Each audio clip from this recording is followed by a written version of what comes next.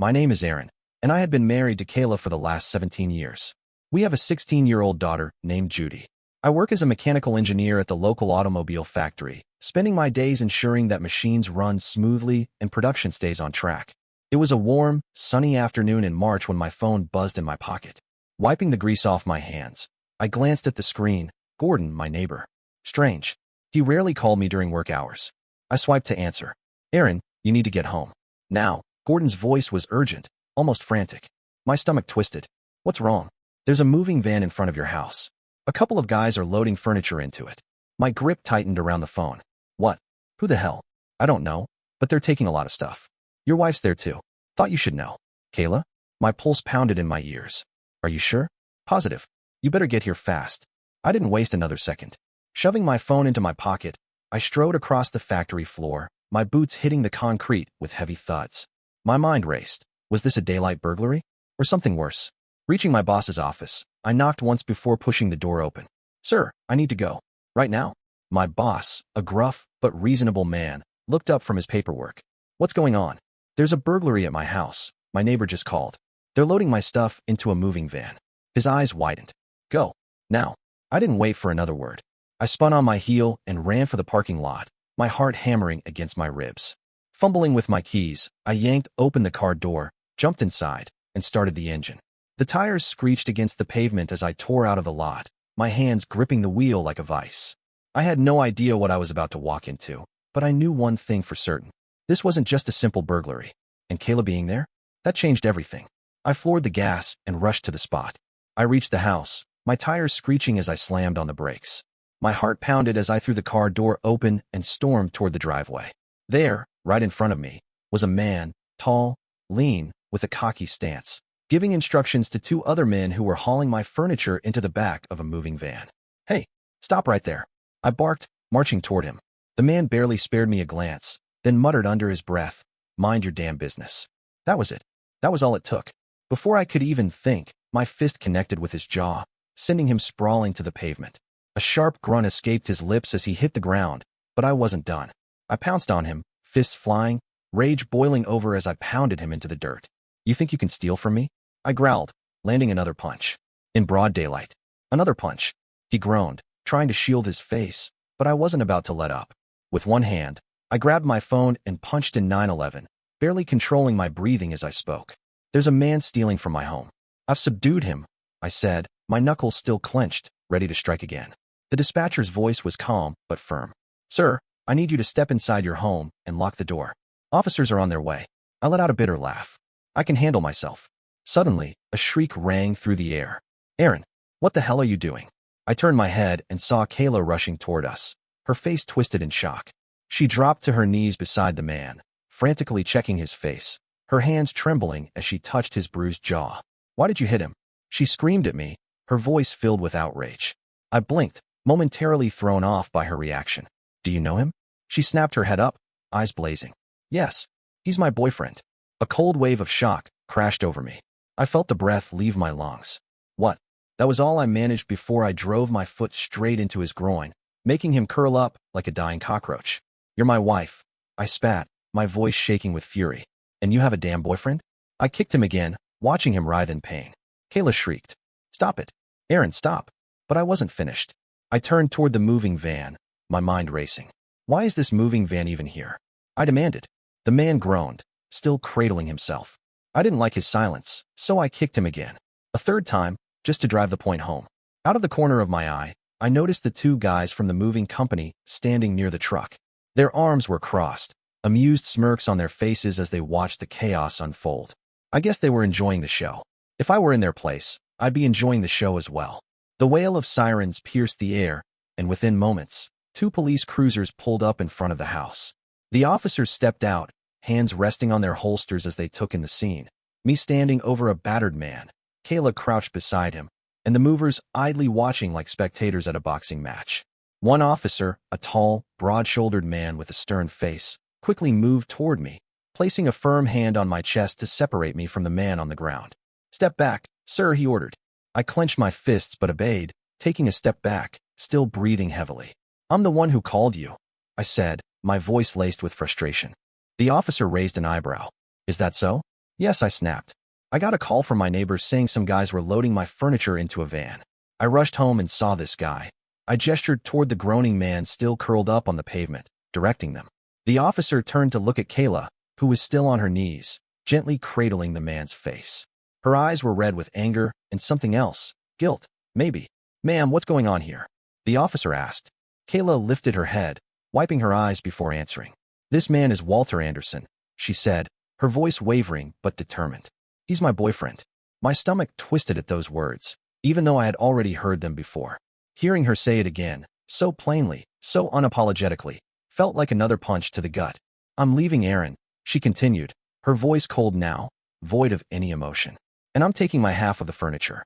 The officer turned his gaze back to me, studying my expression. I must have looked as dumbfounded as I felt. My mind reeled, 17 years of marriage, a home, a family, all reduced to this?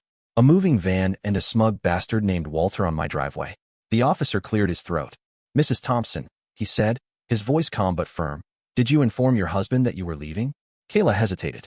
Then, with a stubborn tilt of her chin, she said, no. The officer let out a slow sigh, rubbing his temple.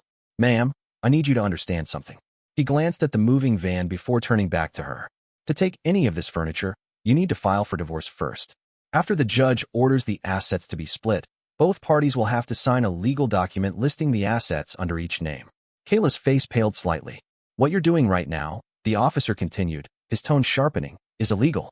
If your husband decides to file charges, this will be classified as theft. Kayla gasped at the officer's words, her face flashing with shock and frustration. She turned to the two movers, her voice tight with urgency. Put everything back, she ordered. The men, still amused by the situation, shrugged and began carrying the furniture back inside. The officer crossed his arms and spoke again, his tone making it clear he was done entertaining any nonsense. You can leave with your clothes. To keep this process smooth, I'll stay here and assist until you're gone. Kayla turned sharply toward him, eyes blazing. My husband should leave, she snapped, glaring at me as though I was the problem here. I quickly shot back. This house belongs to my mother, so she does not have any rights on this house. Kayla screamed back. No, you need to leave. I deserve to live here. That was the final straw for the officer. His patience had clearly run out. Ma'am, you just attempted to steal from your husband, he said, his voice dripping with irritation. And now, when you're being given a fair way to move out, you want to throw him out of his own home? He scoffed and shook his head. Well, let's see if your husband wants to file charges for theft. He turned to me, waiting for my response. Before I could speak, Kayla threw her hands up. Fine, I'll get my stuff, she snapped before storming inside. I watched her go, my mind still struggling to process the fact that the woman I had spent 17 years with, the mother of my child, had been sneaking around with another man and had planned to rob me blind before vanishing from my life. A few minutes passed before she reappeared with 2 large suitcases. As she made her way toward the door, I raised a hand. Hold on, I said, turning to the officer. I want her bags checked. Kayla froze, then turned slowly to face me, her mouth slightly open in disbelief. Aaron, you have to humiliate me like this? She hissed. Don't you trust me? That was all it took. The 2 movers, who had been quietly watching the drama unfold, suddenly burst into loud laughter. Even the officers exchanged smirks, one of them shaking his head as if he couldn't believe what he was hearing. The officer in charge sighed. Open the bags, ma'am, he said firmly. Your husband has every right to check. With an angry glare, Kayla unzipped the first suitcase and stepped aside. I crouched down and started rummaging through it. At first, it was just clothes, but then, nestled between her sweaters, I spotted my laptop and phone charger. I pulled them out and held them up. She let out a small sigh. I need those. I let out a short, humorless laugh, shaking my head. Get it from your lover, I said coldly. He can take care of you now. Kayla had left. She had packed her things, taken her true love with her, and walked out of my life. Walter was still limping from the beating I had given him, which brought me some satisfaction. But that satisfaction was short-lived. The house was quiet now, eerily so, and the reality of what had just happened was beginning to sink in. Then the front door swung open. Judy walked in, her backpack slung over one shoulder, her brows furrowed as she took in the mess, the half-moved furniture, the suitcases that had been hastily unpacked, the mover's footprints still marking the floor. She set her bag down and looked at me. Dad, what the hell happened here? I exhaled, rubbing my temples. Come sit down, I said, patting the couch beside me. She sat down, looking at me expectantly. I took a deep breath. Your mother has decided to leave, I said evenly. She's gone. With her new lover. Judy blinked. Then, to my utter shock, she shrugged and said, "Oh, you mean Walter." I turned to her, my grip tightening around the whiskey glass in my hand. "Wait, you knew about him?" She gave me a look, as if I was asking a dumb question. "Yeah," she said. "Mom told me about him. He's her first love. Her one and only true love." I stared at her, trying to process what I had just heard. The words hit like a punch to the gut. I stood up, walked over to the bar, and poured myself a drink, my hand steady despite the storm raging inside me. Then I turned back, sitting down with the glass in my hand. "So," I said, my voice carefully controlled, "tell me more about this Walter." Judy leaned back, crossing her arms. "Mom always told me about him," she said casually. "He was her first love, and she never stopped loving him. She married you because, well, you were a good choice. A decent man." I let out a dry laugh, shaking my head. A good choice. That was all I had been. Not a partner. Not someone she loved. Just a safe bet. I took a sip of my drink and looked at Judy. "So, tell me, Judy, do you think your mother did the right thing by leaving me for Walter?" She didn't even hesitate. "Oh yes," she said matter-of-factly. "You were just an arrangement. They were meant to be together. Walter only left her because he had to go abroad for his studies. Now he's back, and Mom deserves to be with him." I nodded slowly, swirling the whiskey in my glass. "Okay," I muttered. "Very interesting." I leaned back, exhaling through my nose as the weight of it all pressed down on me. "So," I said, more to myself than to her, "spending all these years with me as my wife, that was just a farce?" For the first time, Judy hesitated. There was a brief flicker of uncertainty in her eyes. But then, just as quickly, she shrugged again. "Not a farce," she corrected. "Just a stopgap arrangement." I took another sip of my whiskey, the warmth spreading through my chest, but it did nothing to dull the cold realization settling in my bones. I set the glass down, my fingers tapping against the side as I processed everything Judy had just said. "So," I began, "if Walter had never left, your mother would have married him, and you would have been his daughter. That would have been the perfect scenario, right?" Judy's lips curled into a small, dreamy smile. "Yeah," she said without hesitation. "Just like a fairy tale romance." I let out a quiet chuckle, shaking my head. "Interesting," I murmured, more to myself than to her. Then another thought hit me. If Judy had known, who else had been in on this? Who else knows about Walter? I asked, turning my gaze back to her. She barely even thought about it. "Oh, Grandma Kelly knows," she said casually. My eyes darkened slightly. "Kelly, your mother's mother?" "Yeah," I nodded. "Oh, so she knows. What about Grandpa Greg? Her husband?" Judy shrugged. "Well, he knows as well." I clenched my jaw, my fingers tightening around the glass for a brief moment before I forced myself to relax. "And how long have you known about this?" I asked. Judy leaned back against the couch, playing with a loose thread on her sweater. "About 6 months, I guess." 6 months. My wife, my daughter, my in-laws, all of them had known. And not one of them had said a damn word to me. I nodded again, my mind working faster than my heart could catch up. "Very interesting," I said softly. Then I stood up. Judy looked at me, curiosity flashing across her face. "What are you going to do, Dad?" she asked. I turned to her, a slow smile spreading across my lips. It wasn't warmth. It wasn't kindness. It was something else entirely. "I'm going to give everyone exactly what they want." Judy's smile remained unwavering as she looked at me, her expression one of complete certainty. "You've done good, Dad," she said, her voice carrying an eerie kind of approval. "You gave Mom everything she deserved. Now, if she wants to be with her true love, don't stop her." I tilted my head slightly, observing my daughter with quiet amusement. There was no hesitation in her words, no guilt, no second-guessing. Just a firm belief that her mother had done the right thing. I smiled back, slow and deliberate. "Yes, dear, don't worry," I said, my tone smooth and reassuring. "I have no intention of stopping your mother. I gave her everything she deserves." I paused for a beat, watching her closely, "and I will make sure she continues to get exactly that in the future." Something flickered in Judy's eyes, but she didn't say anything. I took a step closer and reached out, gently tucking a strand of her hair behind her ear. "And as for you, my dear princess," I continued, my voice soft but firm, "you will also get what you deserve." Her smile faltered for the briefest moment.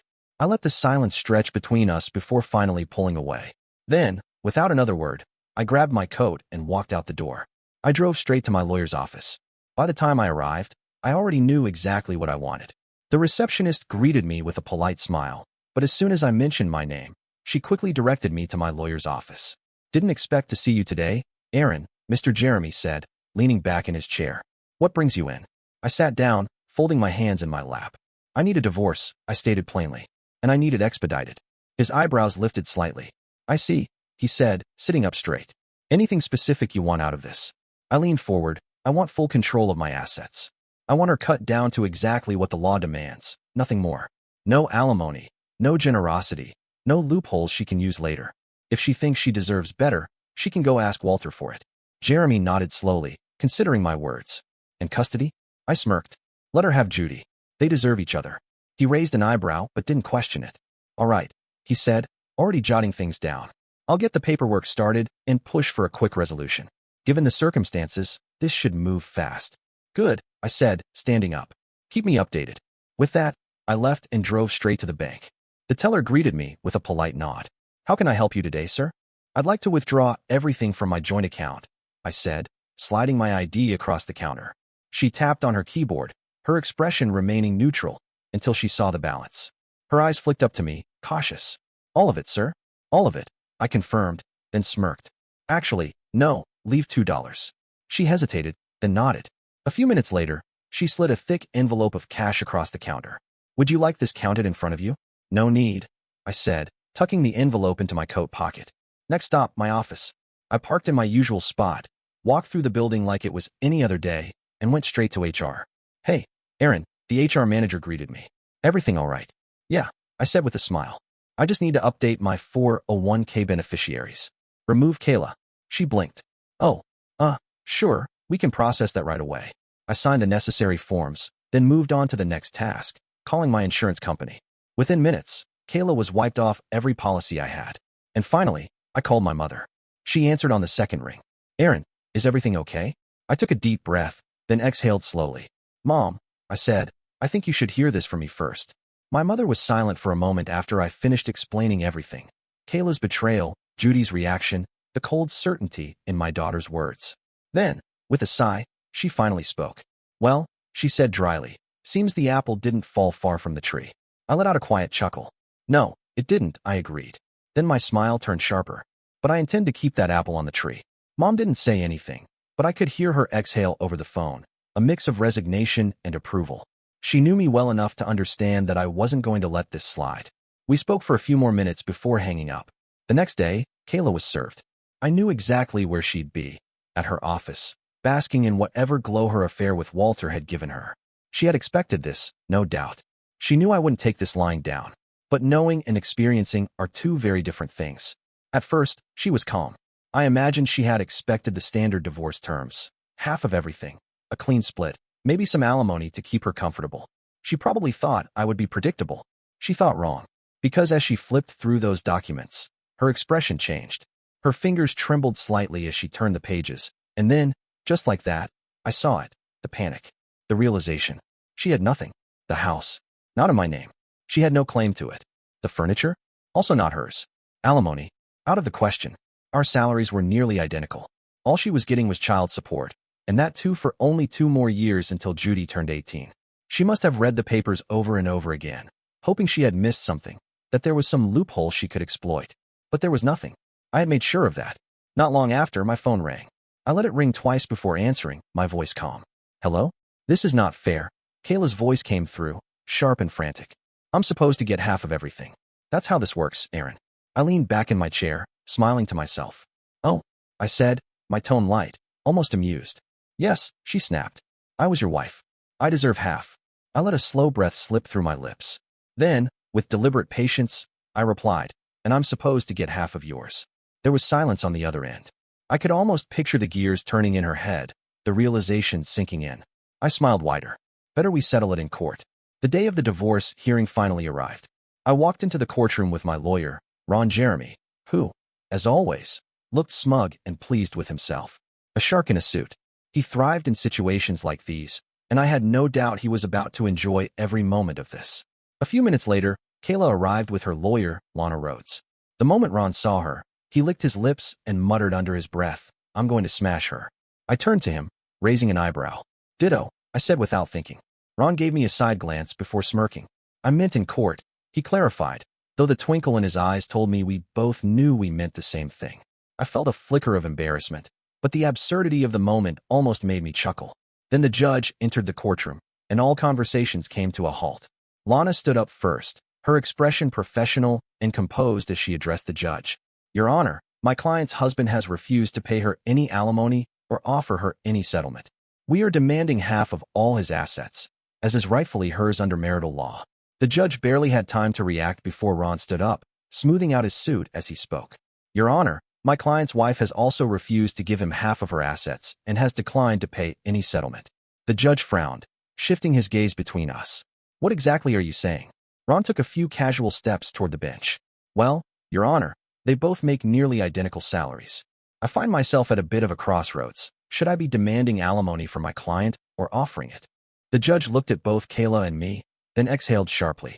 If both parties make the same amount, then neither qualifies for alimony.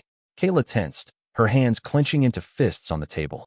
But before she could protest, Lana quickly jumped in. Your Honor, my client would also like to bring to your attention that Aaron emptied their joint account, leaving only $2. Ron didn't even flinch. In fact, he looked positively delighted. He stepped forward smoothly. That is exactly what my client's wife contributed to that account. There was a pause. The judge turned to Kayla, his expression expectant. Anything else? Lana hesitated before nodding. Yes, Your Honor, there is also the matter of child custody. Before she could say another word, Ron cut in smoothly, his voice as confident as ever. We have offered the other party full custody. My client does not wish for visitation, and we will continue to pay child support for the next 2 years until she turns 18. Judy gasped audibly, her voice cracking as she cried out, You cannot leave me, Dad. I am your daughter. I didn't turn back to look at her. My jaw tightened, my hands curled into fists under the table, but I kept my eyes forward. I had made my decision, and I needed to see it through. The judge, however, turned his attention to Judy. His expression softened as he gestured toward her. Would you like to say something? Please come forward. Judy hesitated for a moment before stepping up to the witness stand. She looked small, vulnerable. When she finally spoke, her voice wavered. I didn't know that my father didn't love me. Before she could continue, Ron stood up, adjusting his suit with calculated ease. Your Honor, may I ask the young lady a few questions? Lana immediately objected. Your Honor, she is just a child. The judge raised a hand to silence her. Let it be, he said. Proceed, Mr. Jeremy. Ron stepped toward Judy. Young lady, do you love your father? Judy sniffled, then nodded. Yes. Ron nodded back. Do you respect your father? Another sniff. Yes. There was a beat of silence before Ron asked the next question. Why are your parents divorcing? Judy's lip trembled. Because my mother's ex has returned from Europe, and now they want to be together. So, she is leaving him. Ron tilted his head slightly. So, it means that your mother either never loved your father or she loved her ex more than your father. Judy opened her mouth, but no words came out. She stared at Ron, then at the floor, as silence filled the courtroom. Judy shifted uncomfortably, her tear-streaked face glancing between him and me. I still refused to turn toward her. My hands remained folded. This moment, this exact moment, was what I had been waiting for. So, tell me, Judy, Ron continued, were you upset for your father losing his marriage? Judy hesitated. I saw her glance at me, searching for something in my face, but I didn't give her anything. She turned back to Ron, her lips trembling. Then, quietly, she admitted, no, I was happy for my mother. Ron raised an eyebrow. Happy for your mother? Judy nodded, sniffling. Yes. Ron exhaled through his nose, rubbing his chin in exaggerated thought. I see. So, Judy, you didn't care how your father felt about all of this? You were fine with the divorce? She wiped her eyes with the back of her hand. Yes. Mom was going to be with her true love. Ron let out a low whistle and shook his head. Wow. True love. He paced for a moment before stopping and looking Judy in the eyes. So, Judy, let me get this straight. You didn't care about your father's feelings. You asked him not to stop this divorce. You told him to just let your mother go. You expected him to lose his wife and move on, because your mother deserved to be happy. Judy bit her lip, her breathing uneven. Yes, she whispered. Ron's expression hardened. He took a step closer, lowering his voice, making sure every word sank in. Then tell me, Judy, why should he care for you? Judy's silence was deafening. The courtroom, which had been filled with whispers and shifting glances, now felt like a vacuum, every breath measured, every heartbeat audible. She stared at Ron, eyes wide, lips parted, as if the weight of his words had just knocked the air from her lungs. Ron, never one to hesitate, leaned slightly forward, his voice sharp but steady. Now, let me ask you one final question, Judy. He let the moment stretch just long enough for the tension to mount. This is something you told your father, word for word. Let me quote him. Ron turned to me briefly, then back to her. If Walter had never left, your mother would have married him, and you would have been his daughter. That would have been the perfect scenario, right? He let the words hang in the air. Then, his eyes locked onto hers. Your reply was, yeah, just like a fairy tale romance. Judy inhaled sharply. Ron took a step closer, voice unwavering. Is that correct, Judy? She hesitated, but there was nowhere to run, nowhere to hide from the truth she had so easily spoken before. Yes, she finally admitted. Ron nodded, as if that answer was all he needed. But he wasn't done. You wanted to be Walter's daughter. You wanted to abandon the father who stayed awake all night when you were suffering from a fever last year. The father who never missed a single recital, never missed a single parent-teacher meeting, never missed a single sports event. Judy squeezed her eyes shut as if trying to block out his words, but he continued, relentless.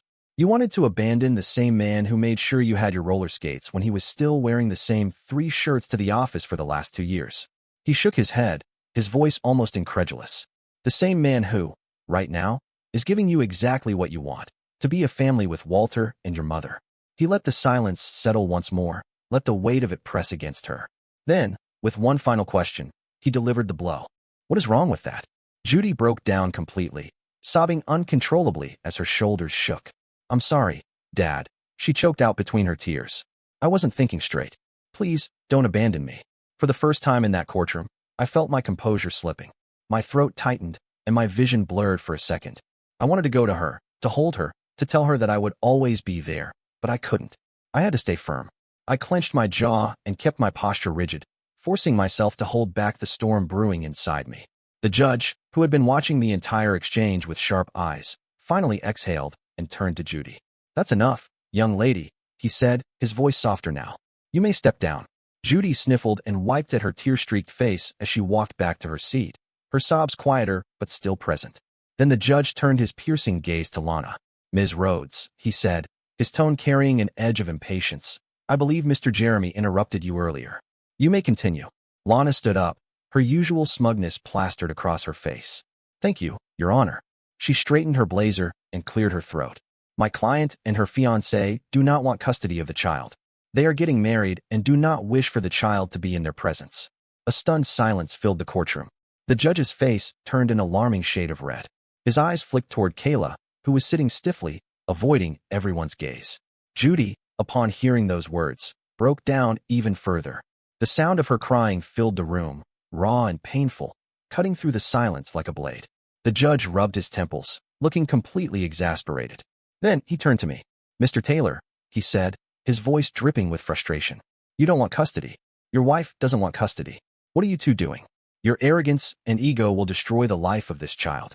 I exhaled slowly, gathering my thoughts before standing. Your Honor, my mother, Brenda Thomas, will take custody.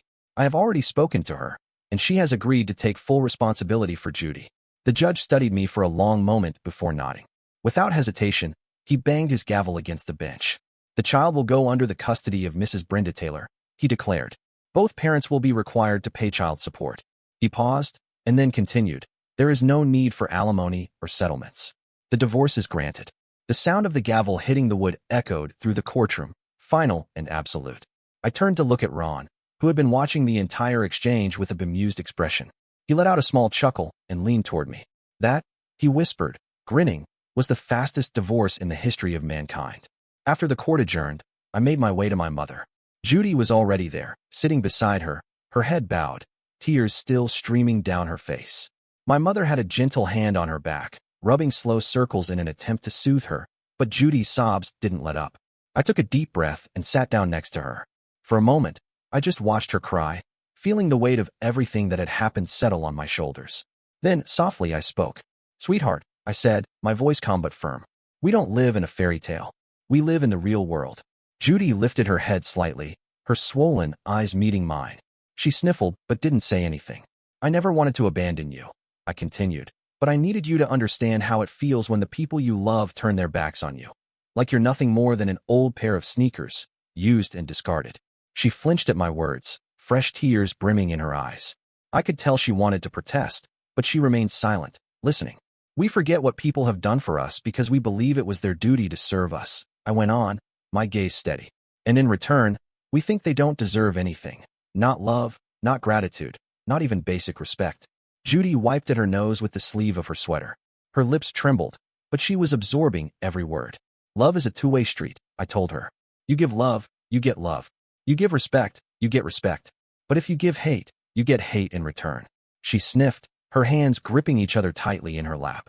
I have always loved you, I said, my voice softer now, but in return, all I got was humiliation. It hurt, Judy, more than you'll ever know.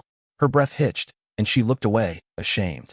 If I had let you walk over me today, you would have walked over someone else in the future, I told her. And not everyone will be like me. Not everyone will just walk away. One day, you might hurt someone who won't just take it. They'll give you back the same humiliation, maybe even more. Judy closed her eyes, her small frame trembling. Then, in a whisper so quiet I almost missed it, she said, "No, that wouldn't be good."